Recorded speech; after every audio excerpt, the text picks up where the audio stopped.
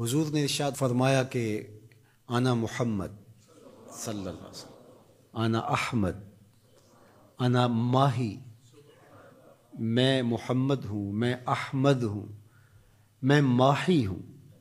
ماہی کا معنی فرمایا جس سے کفر مٹتا ہے۔ میں حاشر ہوں، قیامت کے دن حشر میرے قدموں پہ ہوگا۔ پھر ارشاد فرمایا انا العاقب، میں عاقب ہوں، اور پھر اس کی خود ہی تشریح فرمائی عاقب وہ ہوتا ہے جس کے بعد کوئی نبی نہیں ہوتا۔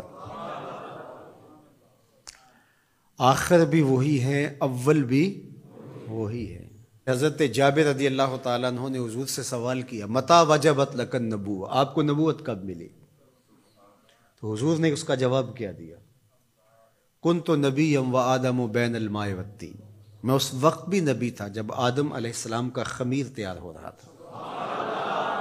وہ مٹی اور پانی کے درمیانی مراحل میں تھے کہ میرے سر پہ نبوت کا تاج سجا ہوا تھا۔ اپنے وصف حضور نے خود بیان کیے، اور یہ حضور کا حق ہے، چونکہ حضور علیہ السلام سے پیار کرنا، حضور کی عظمتوں کو ماننا، حضور کی رفتوں کا اقرار کرنا، یہ تقاضۂ دین ہے، اس لیے حضور اس کو بیان کرنے پہ مامور ہیں، اس لیے بیان کرتے ہیں انا محمد، میں محمد ہوں۔ اور محمد کیا ہوتا ہے؟ یہ حمد سے ہے، حمد تعریف کو کہتے ہیں، خوبی بیان کرنے کو۔ تو محمد کا معنی ہوا الذی یحمد حمدا بعد حمد، چونکہ یہ باب تفعیل ہے۔ اور طلباء سے پوچھئے جو کم از کم خاصیت ابواب پڑھ چکے ہیں، وہ جانتے ہیں کہ تفعیل کے خواص میں سے ہے کہ وہ کثرت ماخذ چاہتا ہے، تحمید، کثرت حمد۔ صرف یصرف کا معنی پھرنا ہے، صرف یصرف تصریف کا معنی خوب پھرنا ہے۔ تو یہ تفعیل پہ جب کوئی بھی چیز لے کر آئیں گے تو اس کے معنی میں کثرت پیدا ہوتی ہے۔ تو حامدہ یحمدو کا معنی حمد کرنا ہے، اور حمدہ یحمد تحمید کا معنی خوب حمد کرنا ہے، اور اس سے محمد نکلا تو پھر اس کا معنی یہ ہوا الذی یحمد حمدا بعد حمد۔ محمد وہ ہوتا ہے جس کی بار بار تعریف کی جائے، قلم ٹوٹ جائیں تعریف پھر بھی ختم نہ ہو، سیاہیاں سوکھ جائیں تعریف پھر بھی ختم نہ ہو، کاغذ ختم ہو جائیں تعریف پھر بھی ختم نہ ہو، زندگیاں ختم ہو جائیں تعریف پھر بھی ختم نہ ہو، زمانے بیت جائیں، صدیاں لد جائیں تعریف پھر بھی ختم نہ ہو۔ محمد وہ ہوتا ہے تھک جائیں ہار کے ہاتھ باندھ کے کہیں لا یمکن الثناء کما کان حقہ بعد از خدا بزرگ تو ہی، ہم نے اپنے بڑوں سے سنا ہے ایک اللہ ہی تم سے بڑا ہے۔ محمد وہ ہوتا ہے جس کی بار بار تعریف کی جائے، تعریف کی اپنی تعریف ختم ہو جائے، محمد کی تعریف ختم نہ ہو۔ الذی یحمد حمدا بعد، تو جو حضور کا نام ہی لے گا تو تعریف کرے گا، اس کا معنی یہ ہے۔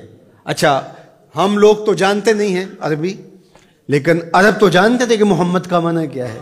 تو ایک دن انہوں نے دارالندوہ میں بیٹھ کے میٹنگ کی، صحیح بخاری میں روایت ہے، انہوں نے کہا کہ عجیب آدمی ہو تم تو اہل زبان ہو نا، اور محمد بھی کہتے ہو اور عیب بھی لگاتے ہو، یہ کیا بات ہوئی؟ انہوں نے کہا یار بات تو ٹھیک ہے، کہا پھر ایک کام کرو، یا محمد کہنا چھوڑ دو یا عیب لگانا چھوڑ دو۔ انہوں نے کہا ٹھیک ہے، ہم عیب لگانا تو نہیں چھوڑیں گے، بغض تھا، بھرا ہوا تھا نس نس میں۔ کہا ہم نام بدل لیتے ہیں۔ جی بدل لیں، کیا بدلیں گے؟ کہا مزمم رکھ لیتے ہیں، معاذ اللہ۔ تو جس طرح باب تفعیل پہ محمد ہے حمد سے، اس طرح باب تفعیل سے ہی مزمم آتا ہے، اور یہ مذمت سے ہے، تو انہوں نے معاذ اللہ بار بار مذمت کیا گیا، اس معنی میں لفظ مزمم نام رکھ لیا۔ تو وہ اس طرح مزمم کہہ کے اپنے خبث باطن کا اظہار کرنے لگے۔ تو کسی صحابی نے سنا، دل دکھا، حضور کی خدمت میں آیا، کہ حضور وہ مزمم کہہ کے گالیاں دیتے ہیں۔ تو آقا کریم نے فرمایا تم نے دیکھا نہیں ہے کہ تمہارے رب نے ان کا منہ کیسے پھیر دیا؟ یشتمون مزمما ویلعنون مزمما وانا محمد۔ وہ کسی مزمم کو گالیاں دے رہے ہیں، وہ کسی مزمم پر لعنتیں کر رہے ہیں، میرے رب نے مجھے محمد بنایا ہے۔ محمد ہوتا ہی وہ ہے جس کی بار بار تعریف کی جائے۔ ہم حضور علیہ السلام کے لیے حضور کی مدح کی کوئی مجلس نہ بھی قائم کریں، جب اللہم صلی علی محمد کہتے ہیں تو لفظ محمد ہی حضور علیہ السلام کا قصیدہ ہے، حضور کا نام ہی حضور کا قصیدہ ہے۔ اس لیے محمد محمد بولتے رہو، یہ زندگی کا وظیفہ بنا لو۔ یہ میٹھا نام ہے، یہ نام کوئی کام بگڑنے نہیں دیتا، یہ نام کوئی کام بگڑنے نہیں دیتا، بگڑے بھی بنا دیتا ہے نام محمد صلی اللہ۔ کتنا میٹھا نام ہے، کتنا دل آویز نام ہے، اللہ اکبر۔ تو جب محمد کہیں، محمد کہیں تو یہ تعریف ہوتی چلی جاتی ہے۔ تو کہا اللہ نے ان کے منہوں کو کیسے پھیر دیا، وہ کسی مزمم کو گالیاں دے رہے ہیں، میرے رب نے مجھے محمد بنایا ہے، مزمم کوئی اور ہوگا، میں تو محمد ہوں صلی اللہ۔ تو اب اس ضمن میں وہ الٹی لکیریں تراش کر کے کس کے خاکے بناتے ہیں؟ کیا وہ شکل میرے رسول سے مل سکتی ہے؟ ہو ہی نہیں سکتا۔ تو وہ کسی اور کے خاکے تراش رہے ہیں، میرے محبوب کا خاکہ تو تراشا ہی نہیں جا سکتا۔ خاکے کیسے تراشو گے؟ رخ مصطفیٰ ہے وہ آئینہ، کہ اب اس سا دوسرا آئینہ نہ کسی کی بزم خیال میں، نہ دکان آئینہ ساز میں۔ مثل تو تب بیان کرو گے مثال ہو تو، اس کی تو کوئی مثال ہی نہیں ہے۔ ڈھونڈو ڈھونڈو پوری کائنات، محمد کی مثال ہی نہیں ملے گی۔ رب نے تو اس پیارے کا سایہ بھی نہیں بنایا ہے، تو تم خاکے کہاں سے تراش لوگے؟ تم کسی مزمم کی بات کر رہے ہو، محمد محمد ہے، محمد محمد ہے۔ محمد کے خاکے تراشے نہیں جا سکتے، محمد کی شبیہ بنائی نہیں جا سکتی۔ رب نے کائنات میں ایک ہی محمد بنایا ہے، مثل او در عالم مقام تصور نیست، اس کی مثل بزم عالم میں ممکن ہی نہیں ہے۔ خدا نے وہ سچائی پن چھڑیا ہے جدے وچ محمد نو ٹالیا سی۔ حسینہ جمیلاں دا منہ موڑ دیتا، محمد بنا کے قلم توڑ دیتا۔ یہ کس کی لکیریں تلاش رہے ہیں؟ یہ کس کے خاکے بنا رہے ہیں؟ میرے محمد کو رب نے بے مثال بنایا ہے۔ کوئی مثل نہیں ڈھولن دی، کوئی مثل نہیں ڈھولن دی، چپ کر میرے علی اتھے جا نہیں بولن دی۔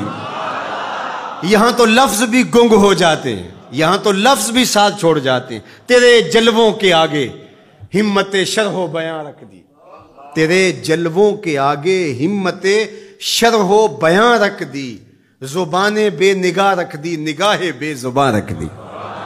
جس نے دیکھا ہے وہ بول نہیں سکتی۔ حضرت عمر بن عاص رضی اللہ تعالیٰ عنہ، صحیح بخاری اٹھائیے، ان سے تابعی جا کے پوچھتے ہیں تو وہ رونے لگے، دیوار کی طرف رخ کر دیا اور روئے اور خوب روئے، اور پھر رخ پھیرا تو آنے والوں سے کہا کہ لو سئلت ان اصفہ ما اتقت، اگر تم مجھے یہ پوچھنے آئے ہو نا کہ حضور کیسے تھے، اللہ کی قسم میں طاقت نہیں رکھتا۔